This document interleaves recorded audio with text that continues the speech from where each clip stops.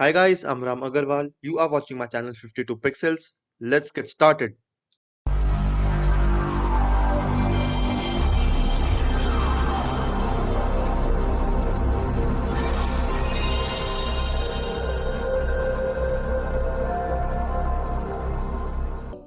Guys, in this tutorial we are going to see how to make a paper cut kind of 3D effect using Photoshop. So to start with, what we are going to do is create a new document and select any of the sizes. I'm going to select 12 by 12 centimeter, a custom square kind of a shape. So this is the shape details and the background color will be white, and then click on OK. So you can just choose any of the settings from here, but I'll choose this one. So once I'm done, click on create. So this is my shape that I have created over here as a new document. Now what I'm going to do is just draw some certain lines and curves so that I create the shapes of paper cut, right? So to do that, what we are going to do is just tap on this new layer button over here, and a new layer is created. I'll name it as color 1. Now using the color one, what we are going to do is just go to this pen tool over here. So it must be looking like this to you in your Photoshop. So just long press on it and just create a curvature pen tool. So once you select on the curvature pen tool, what you can do is just plot some points and create a curve. So just like this, I've plotted 3 or 4 points, and these points are joined by a curve. So just like that, we are going to plot many points over there on the page and just create a random shape which is like curved, and it looks like, it's a paper cut or something. So you can not like it, there's no need to be precise in drawing over here. All you need is just a vision to what you are doing. So just make a random shape, kind of an amoeba kind of a shape, and once you're done, so this is a shape that I have created, and you can just move the points by just hovering the mouse over there. So as you can see, you can just change the points or maybe add a point.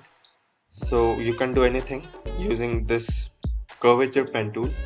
So I guess that's it for now. Now what I'm going to do is just go to this section over here which says make.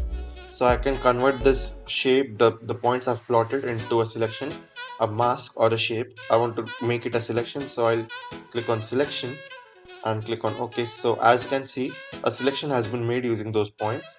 Now I don't want anything to do inside of the selection, I want to do everything outside the selection. So I'll go to select and click on inverse. As you can see, the selection is outside of the shape, not the shape. The shape is not selected, everything outside the shape is selected. So using this, what I'm going to do is just change the foreground color. So I'll tap over there and change the color to somewhat like this, a darker olive green color, and then go to edit and fill with foreground color, click on OK. So this is my shape which has this outer side filled with this olive green color. Now I'll go to select and deselect. So this is what it looks like. Now again, I'll add a new layer over here, and I'll call this layer as color 2. Now using this color 2 layer, I'll again draw a shape which is inside of the shape and kind of overlapping the shape.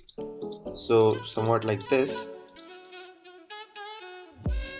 I'll make a selection with this as well. So as you can see, I'm just selecting some different shape inside. I'm not copying the same shape. I'm kind of overlapping at some points. At some points I'm inside the shape. So it's totally up to you what you want, but I'm doing it like this. So I have again made this shape. I can adjust it, but I don't want to adjust much over here. So I'll again go to make a selection, click on OK. So selection has been made. So I'll go to select, inverse selection, and this selection is what I want. Now I'll go to this color. I'll change the foreground color to a lighter shade, somewhat over here. Click on OK, and I'll go to edit, fill with foreground color, click on OK. So as you can see, the contents are filled with my foreground color, that is this olive green. I'll go to select and deselect. So what I want to do is now that I want to keep this color over here on the top. So I'll just drag this layer on the top. So as you can see, we get a shape just like this. Now again, to add more colors over there in the inside part, I'll again tap on a new layer, again name it as color 3, and this all will just go on until I find something that works well. So I'll just keep on selecting shapes inside and fill this complete area, right? So I'll just speed it up a little bit so that you don't have to watch everything what's going on in the video. I'll just speed it up.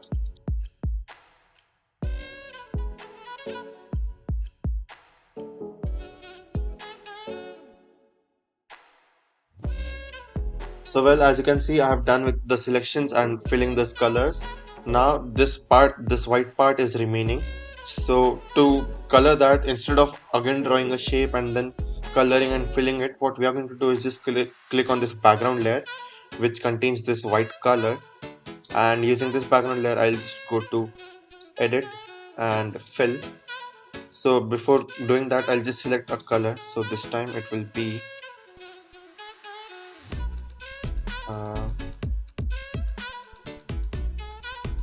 this warm yellow ochre color, chrome color as some people call it, and then I'll click on OK. So that's my foreground color for now. Using this background layer, I'll go to edit over here, go to fill, and with foreground color I'll click on OK. So as you can see, I've filled this interior part with this chrome color. So I'm done with creating the shape and adding the colors to it.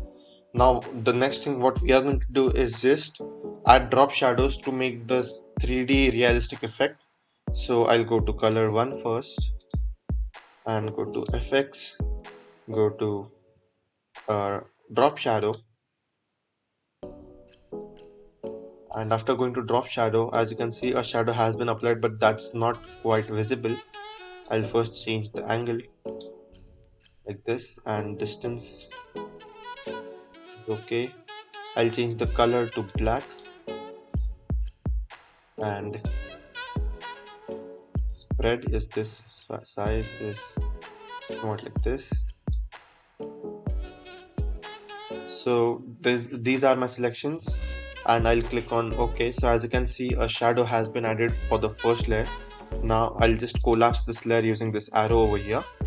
Now what I can do is just right click on this color 1 layer and copy layer style, go to color 2 and just press shift and select all these 4 layers and just right click over there and click on paste layer style.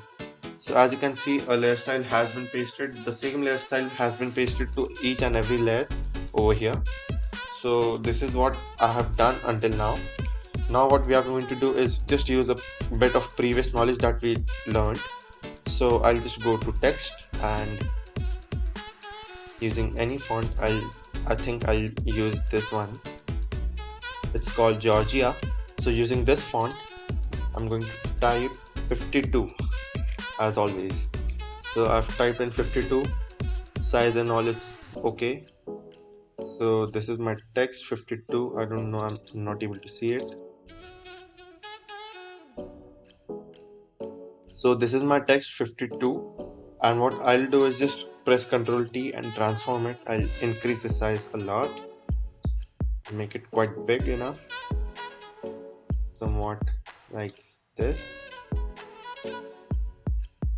or maybe even a little bigger. Yeah, just like this. So I have typed in the text. I'll just press on OK. So you might have learned in the previous tutorial that we use clipping mask, right? So what we do first is I'll just combine all these layers into one and I'll convert them to smart object. So this is my smart object, all those images combined together, and this is the text. I'll take the text over here under the image, and now using this image I'll go to layer and create a clipping mask. So as you can see, I've created this clipping mask. I can move the image like this over here, or I can just select this text and move the text. So it's one and the same thing, but I don't think so. I'm quite satisfied with the text, so I'll just get things back. so I don't want this text. What I'm going to do is just delete this text and use a different font instead. So I'll again go to text using Calibri, and font is bold. I'll type capital T and click on OK. So this is my text. I'll increase the size.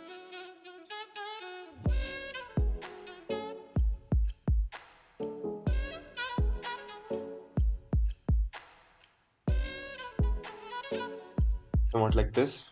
Click on enter.